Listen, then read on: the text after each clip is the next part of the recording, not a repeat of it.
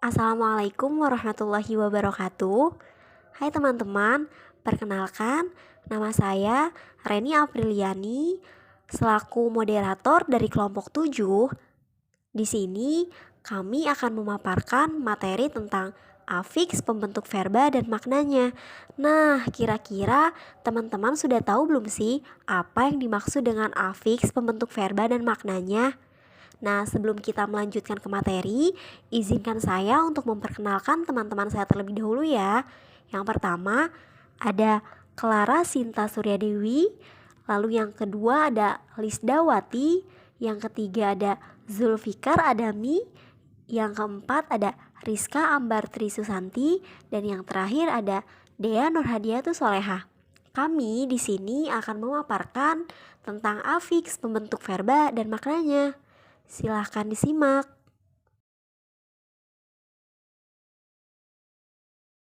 Assalamualaikum warahmatullahi wabarakatuh.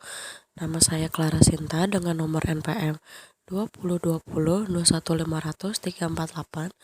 Di sini saya akan menjelaskan tentang materi afiksasi pembentuk verba dan maknanya. Dalam bukunya Abdul Chair tahun 2008 pada halaman 106 menyebutkan afiks-afiks pembentuk verba yaitu prefiks ber, konfiks, dan klofiks beran, klofiks berkan, sufiks kan, sufiks i, prefiks per, konfiks perkan, konfiks per i, prefiks mi, prefiks di, prefiks ter, prefiks ke, dan konfiks ke an. Verba berprefiks ber. Bentuk dasar dalam pembentukan verba dengan prefiks ber dapat berupa: yang pertama, morfem dasar terikat, seperti terdapat pada kata bertempur, berjuang, dan berkelahi. Yang kedua, morfem dasar bebas, seperti pada kata berladang dan beternak. Yang ketiga, bentuk turunan berafiks, seperti terdapat pada kata berpakaian, bentuk dasarnya pakaian. Yang kedua, beraturan, bentuk dasarnya aturan. Yang ketiga, berkekuatan, bentuk pada dasarnya kekuatan. Berkebangsaan, bentuk dasarnya kebangsaan. Bagian 4, bentuk turunan reduplikasi seperti terdapat pada kata berlari, bentuk dasar lari-lari, berkeluh kesah, bentuk dasar keluh kesah, dan berilmu pengetahuan, bentuk dasar ilmu pengetahuan. Dan yang kelima, bentuk turunan hasil komposisi seperti terdapat pada kata berjual beli, dalam kurung dasar jual beli, bertemu muka, dalam kurung bentuk dasar temu muka, dalam kurung bergunung api, bentuk dasar gunung api. Verba berklofiks beran.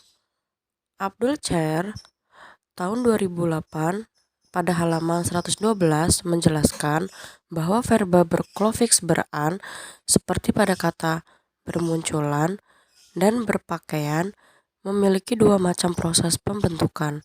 Yang pertama, yang berupa konfiks. Artinya, prefiks ber dan sufiks an itu diimbukan secara bersamaan sekaligus pada sebuah bentuk dasar.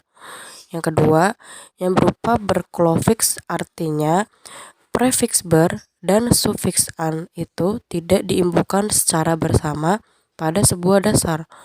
Dalam hal ini, pada sebuah bentuk dasar mula-mula diimbukan sufiks an, baru kemudian diimbukan lagi prefiks ber. Beran sebagai konfiks memiliki satu makna, sedangkan beran sebagai klofiks memiliki makna sendiri dalam buku Abdul Chair tahun 2008 pada halaman 113. Verba berklofiks berkan. Pada buku Abdul Chair tahun 2008 pada halaman 115 menjelaskan bahwa verba berklofiks berkan dibentuk dengan proses mula-mula pada bentuk dasar diimbukan prefiks ber, lalu diimbukan pula sufiks kan. Contohnya, mula-mula pada dasar senjata diimbuhkan pula sufiks kan sehingga menjadi bersenjatakan. Prefiks ber dan sufiks kan pada verba ber memiliki maknanya masing-masing, di mana prefiks ber memiliki makna gramatikal akan. Contohnya antara lain, yang pertama, bersenjatakan menggunakan senjata akan (celurit). Yang kedua, berisikan mempunyai isi akan (air). Yang ketiga, berdasarnya menggunakan dasar akan (Pancasila). Verba bersufiks i. Dalam bukunya Abdul Chair pada tahun 2008, halaman 119 menjelaskan verba bersufiks i adalah suatu verba transitif yang berlaku juga sebagai pangkal dalam pembentukan verba inflektif. Abdul Chair menyebutkan verba bersufiks i digunakan untuk yang pertama, kalimat imperatif.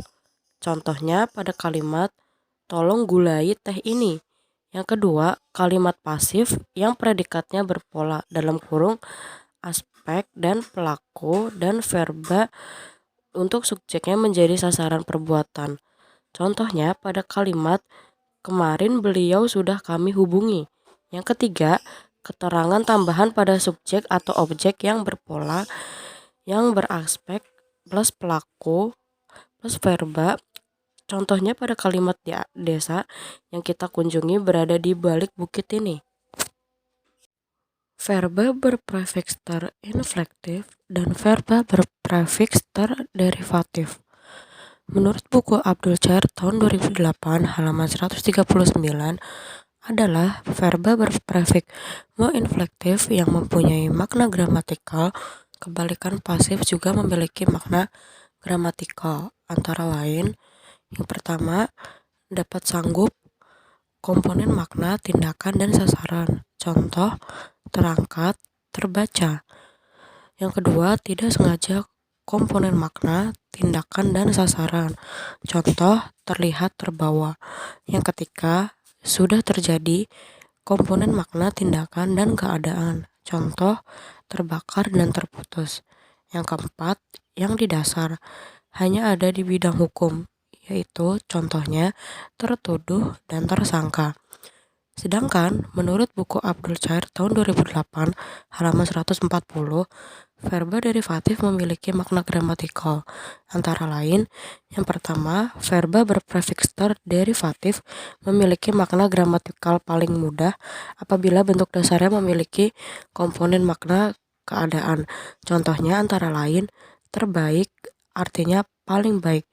Yang kedua, verba berprefiks terderivatif memiliki makna gramatikal terjadi dengan tiba-tiba apabila bentuk dasarnya memiliki komponen makna kejadian. Contohnya antara lain teringat, artinya tiba-tiba ingat. Verba berprefiks ke. Menurut buku Abdul Chair tahun 2008 halaman 1141 menjelaskan bahwa verba berprefiks ke digunakan dalam bahasa ragam tidak baku. Fungsi dan makna gramatikalnya sepadan dengan verba berprefiks ter yang mempunyai makna gramatikal sebagai berikut. Tidak sengaja, dapat di, dan kena ataupun dasar. Verba berprefiks di. Verba berprefiks di menurut buku Abdul Chair pada tahun 2008 halaman 138 dibagi menjadi dua, yaitu verba berprefiks di inflektif dan verba berprefiks di derivatif, yang akan dibahas sebagai berikut. Yang pertama, verba berprefiks di inflektif merupakan verba pasif yang tindakannya dari verba berprefiks inflektif. Makna gramatikalnya adalah kebalikan dari bentuk aktif verba berprefiks inflektif. Yang kedua, verba berprefiks derivatif menurut buku Abdul Chair pada tahun 2008 halaman 139, data yang memperoleh hanya ada kata yang dimaksud, yang lain tidak ada. Verba berprefiks menurut buku Abdul Chair pada tahun 2008 halaman 130, bentuk atau alomorfme digunakan apabila bentuk dasarnya dimulai dengan fonem LR, L, W, Y, M, N, NY, dan NGL. Contohnya antara lain pada kata merakit, merawat, melekat, melongok, mewarisi, mewasiatkan, meyakini, menyayasankan, memerah, dan memuluskan. Sedangkan bentuk alomorfem digunakan apabila bentuk dasarnya dimulai dengan fonem LB, F, dan VL tetap berwujud, sedangkan fonem LPL tidak diwujudkan, melainkan disenyawakan dengan bunyi nasal dari prefiks itu. Contohnya antara lain membina, membawa, memfitnah, memfrasekan, menyeto. Dalam buku Abdul Chair tahun 2008 halaman 131, bentuk me digunakan apabila bentuk dasarnya dimulai dengan fonem LD dan TL. Dengan catatan fonem LLDL tetap diwujudkan sedangkan fonem LTL tidak diwujudkan melainkan disenyawakan dengan bunyi nasal yang ada pada prefiks tersebut. Contohnya pada kata menduda, mendengar, mendidik, mendustai, dan menulis.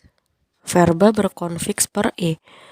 Dalam bukunya Abdul Chair pada tahun 2008, halaman 128, verba berkonfiks per e adalah verba yang dapat menjadi pangkal dalam pembentukan verba inflektif.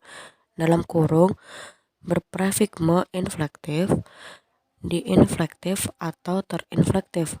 Verba berkonfiks menurut Abdul Chair pada tahun 2008 halaman 128 digunakan dalam yang pertama kalimat imperatif. Contohnya pada kalimat perbaiki dulu sepeda ini. Yang kedua kalimat pasif yang predikatnya berpola, aspek, pelaku, verba. Contohnya mobil baru kita perbaiki. Yang ketiga keterangan tambahan pada subjek atau objek yang berpola, yang aspek, pelaku, verba. Contohnya rumah yang baru kami perbaiki terkena gempa. Verba berkonfiks per kan. Dalam bukunya Abdul Chair pada tahun 2008 halaman 126 menjelaskan bahwa verba berkonfiks per kan adalah verba yang bisa menjadi pangkal dalam pembentukan verba inflektif. Dalam kurung berprefiks me, berprefiks di, atau berprefiks ter. Verba berkonfiks per kan dalam bukunya Abdul Chair pada tahun 2008 halaman 126 digunakan dalam yang pertama kalimat imperatif. Contohnya persiapkan dulu bahan-bahannya. Yang kedua kalimat pasif yang predikatnya berpola, aspek, pelaku, verba. Contohnya anak itu akan pertemukan dengan orang tua angkatnya. Yang ketiga keterangan tambahan pada subjek atau objek yang berpola, yaitu yang aspek, pelaku, verba. Contohnya tarian yang sudah mereka pertunjukkan akan diulang lagi. Verba berkonfiks per. Dalam buku Abdul Chair pada tahun 2008 halaman 124 menjelaskan bahwa verba berprefiks per adalah verba yang bisa menjadi pangkal dalam pembentukan verba inflektif. Verba berkonfiks per ini dapat digunakan dalam yang pertama kalimat imperatif. Contohnya persingkat bicaramu. Yang kedua kalimat pasif yang berpola, yaitu aspek, pelaku, verba. Contohnya penjagaan akan kami perketat nanti malam. Yang ketiga keterangan tambahan pada subjek atau subjek yang berpola, yang aspek, pelaku, verba. Misalnya, saluran yang telah kami perdalam kini telah kita dangkal lagi. Kategori verba merupakan jenis kata yang menyatakan perbuatan proses dan menyatakan keadaan. Jenis kata ini dalam tataran sintaksis berfungsi sebagai predikat dan inti predikat. Sebagai predikat, verba berfungsi menjelaskan subjek. Pemakaian verba dalam kalimat sangat produktif karena verba merupakan bagian inti kalimat. Pengetahuan tentang verba perlu diketahui oleh seseorang. Ketidakpahaman seseorang mengenai verba akan menimbulkan kesalahan dan ketidaktepatan dalam komunikasi lisan maupun tertulis. Verba berfungsi sebagai predikat atau inti predikat kalimat seperti A. Pagi-pagi sekali mereka telah berlari keliling lapangan. B. Kami sedang bermain bola. C. Bom meledak di kota. Berlari, sedang bermain, dan meledak pada contoh di atas berfungsi sebagai predikat. Kata bermain juga pada sedang bermain merupakan inti predikat. Verba juga dapat berfungsi lain di luar predikat. Secara inheren, verba mengandung makna perbuatan aksi, proses atau keadaan yang bukan sifat atau bukan kualitas. Verba memiliki ciri berikut. Secara umum, verba tidak dapat bergabung dengan kata petunjuk kesangatan akibatnya. Bentuk seperti agak mandi, sangat mengambil, amat pergi, atau menangis sangat menjadi tidak berterima. Verba yang bermakna keadaan tidak dapat diberi prefiks teruntuk menyatakan makna paling, jadi tidak ada terhidup, termati, dan terpingsan. Rizawati Siganingging akan membahas tentang perilaku sintaksis verba. Verba dapat mengalami aplikasi yang mengakibatkan verba itu mendapat makna tambahan. Misalnya, hadirnya sufiks kan pada verba membuka dan memberi mengakibatkan verba membukakan. Memiliki arti membuka untuk orang lain dan memberikan berarti memberi kepada orang lain. Tambahan sufiks i pada verbal mengambil mengakibatkan mengambili berarti mengambil lebih dari sekali, dan prefiks ter pada terampil memunculkan makna tidak sengaja diambil. Verba proses menunjukkan perubahan dari satu keadaan ke keadaan lain. Misalnya, menguning menunjukkan perubahan dari belum kuning ke menjadi kuning. Contoh lain adalah supermati. Meninggal atau terjadi hanya sekali, biasanya cepat. Jatuh, naik, turun, kebanjiran, mengering, terbakar, mengecil, terdampar, mengempis, dan membengkak. Verba mendengarkan misalnya mengandung makna adanya unsur kesengajaan. Jadi, dia mendengarkan pidato berarti dia sengaja mendengarkan akan pidato. Tapi dia mendengar berarti dia mendengar walaupun tidak sengaja. Karena siapapun yang tidak tuli, ia akan mendengar verba seperti mendengar, melihat, tahu, lupa, ingat, menyadari, dan merasa tergolong verba pengalaman atau subjeknya mengalami perbuatan yang disebut verba. Setiap kata memiliki makna inheren atau makna yang terkandung di dalamnya. Verba makan dan mandi misalnya secara inheren mengandung makna perbuatan yang biasanya dapat menjawab pertanyaan apa yang terjadi pada subjek. Jawabannya ialah ia sedang mandi. Demikian pula dengan bernyanyi, belajar, mendekat, mencuri, dan menarik. Ataupun juga mengandung perbuatan, misalnya kuda, menarik, dan beban, dan adikku yang rajin belajar. Terima kasih.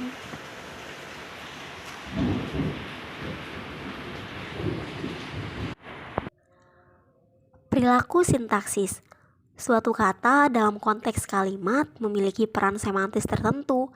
Alwi menyatakan bahwa pada dasarnya tiap kalimat memberikan suatu peristiwa atau keadaan yang melibatkan satu peserta atau lebih dengan peran semantis yang berbeda-beda, sehingga dikenal dengan peran semantis pelaku, sasaran, peruntung, dan atribut. Selain itu, juga ada peran keterangan. Ciri-ciri verba sebagai berikut. Yang pertama, perilaku semantisnya. Yang kedua, perilaku sintaksisnya. Dan yang ketiga, bentuk morfologisnya. Secara umum, verba dapat diidentifikasikan dan dibedakan dari kelas kata yang lain, terutama dari adjektiva, karena ciri-cirinya sebagai berikut. Yang pertama, verba memiliki fungsi utama sebagai predikat atau sebagai inti predikat dalam kalimat, walaupun dapat juga mempunyai fungsi lain. Yang kedua, verba mengandung makna inheren perbuatan atau aksi atau proses atau keadaan yang bukan sifat atau kualitas. Yang ketiga, verba khususnya yang bermakna keadaan tidak dapat diberi prefiks ter yang berarti paling. Verba seperti mati, misalnya, tidak dapat diubah menjadi termati. Lalu yang keempat, pada umumnya verba tidak dapat bergabung dengan kata-kata yang menyatakan makna kesangatan. Tidak ada bentuk seperti agak belajar, sangat pergi, dan bekerja sekali. Meskipun ada bentuk seperti sangat berbahaya, agak mengecewakan, dan mengharapkan sekali. Ketransitifan verba. Ketransitifan verba ditentukan oleh nomina yang terdapat di belakang verba atau sebagai objek aktif. Nomina itu dapat menjadi subjek atau ketik kalimat dipasifkan. Oleh karena itu, verba terdiri atas verba transitif atau yang dapat dipasifkan dan verba tak transitif atau yang tidak dapat dipasifkan. Verba tak transitif ada yang berpreposisi dan ada yang tidak. Verba transitif adalah verba yang memerlukan nomina sebagai objek dalam kalimat aktif, dan objek itu dapat berfungsi sebagai subjek dalam kalimat pasif. Verba transitif terdiri dari verba atau kata kerja berimbuhan sebagai berikut. Pertama, berafiks me, contoh, membawa, menolong, membahas. Yang kedua, berafiks memper, contoh, memperbesar, memperistri.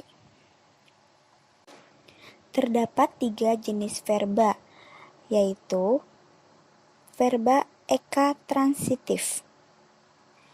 Verba ekatransitif hanya diikuti oleh satu objek, seperti toko itu menjual buku-buku cetakan terbaru. Adik membeli mainan baru. Kata menjual dan membeli pada contoh hanya diikuti oleh satu objek, buku cetakan paling baru dan mainan baru. Objek kalimat verba ekatransitif dapat menjadi subjek ketika kalimat itu dipasifkan, seperti buku-buku cetakan terbaru dijual di toko itu dan mainan baru dibeli adik. Yang kedua, ada verba semitransitif. Verba semitransitif dapat memiliki objek, tetapi dapat juga tidak, bersifat opsional, seperti ibu sedang menanak nasi. Ibu sedang menanak. Yang ketiga, ada verba dwitransitif. Verba dwitransitif adalah verba yang dapat diikuti oleh dua nomina atau yang menjadi satu objek yang satu lagi sebagai pelengkap, seperti kakak sedang membukakan adik pintu, paman membelikan kakak sepeda baru. Verba membukakan dan membelikan merupakan verba dwitransitif karena memiliki dua objek, kakak dan paman, dan adik dan sepeda baru. Objek kedua dapat tidak dinyatakan secara eksplisit karena verba membukakan dan membelikan mengandung arti membuka untuk orang lain dan membeli untuk orang lain. Bentuk verba. Pembentukan verba dalam bahasa Indonesia dilakukan pada dua macam dasar, yaitu dasar bebas dan dasar terikat. Dasar bebas adalah dasar yang tanpa afiks apapun, telah memiliki kategori sintaksis dan mempunyai makna mandiri seperti parah, darat, dan pergi. Dasar terikat adalah dasar yang kategori sintaksis dan maknanya baru dapat ditemukan setelah dasar itu diberi afiks seperti juang, temu, dan selenggara. Dasar juang, temu, dan selenggara tidak dapat dimasukkan ke dalam kelas kata manapun dan tidak mempunyai makna mandiri. Kelas dan makna ketiga dasar itu bergantung pada afiks yang diletakkan padanya. Jika juang dan temu diberi afiks ber, terbentuklah kata berjuang, bertemu. Atau selenggara diberi afiks kan, terbentuklah kata selenggarakan. Kemudian afiks meng plus senggarakan menjadi menyelenggarakan. Secara singkat urutannya adalah meng plus senggara plus kan menjadi menyelenggarakan. Atas dasar itu terdapat dua macam bentuk verba, yaitu ver 1, verba asal atau verba yang dapat berdiri sendiri tanpa afiks dalam konteks sintaksis. 2. Verba turunan atau verba yang harus atau yang dapat memakai afiks bergantung pada tingkat keformalan bahasa atau pada posisi sintaksisnya. Verba turunan terdiri atas 1. Verba yang dasarnya berupa dasar bebas tetapi memerlukan afiks agar dapat berfungsi sebagai verba. Contoh, darat, mendarat. 2. Verba yang dasarnya berupa dasar bebas yang dapat memiliki afiks. Contoh, baca menjadi membaca. 3. Verba yang dasarnya berupa dasar terikat yang harus memiliki afiks. Contoh, selenggara menjadi menyelenggarakan. Ada verba turunan yang berupa perulangan. Contoh, makan menjadi makan. Jalan menjadi berjalan-jalan. Dan ada pula kata majemuk, misalnya naik haji. Kecuali tiba, semua dasar bebas pada verba asal dapat menjadi dasar bentukan verba lain, misalnya ada menjadi mengadakan dan turun menjadi menuruni, menurunkan. Verba turunan pada dasar bebas berafiks wajib berbeda dari verba turunan pada dasar bebas berafiks. Mana suka, sebab sifat wajib dan dalam ragam formal. Namun, pada ragam tidak resmi, afiks dapat dihilangkan. Contoh, A. Bernyanyilah dengan penuh semangat. Contoh formal. B. Nyanyilah dengan penuh semangat. Contoh informal. Dalam ragam informal pun, afiks meng atau ber pada kelompok verba berafiks wajib tetap dipertahankan dalam bentuk utuh ataupun dalam bentuk yang sudah diubah. Bertelur menjadi nelur. Dalam ragam informal, afiks meng atau ber pada kelompok verba berafiks mana suka pada umumnya tidak dipakai seperti A. Kamu beli apa di sana? B. Saya belum dengar berita itu. C. Kamu sedang bekerja di mana?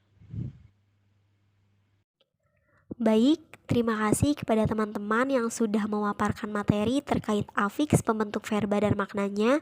Semoga teman-teman yang lain dapat memahami dan mempelajari juga mempraktekkan daripada materi yang telah kami paparkan tadi. Semoga kita semua selalu diberikan pemahaman ilmu dan juga diberikan semangat untuk terus menuntut ilmu. Saya selaku moderator dari kelompok 7 pamit undur diri.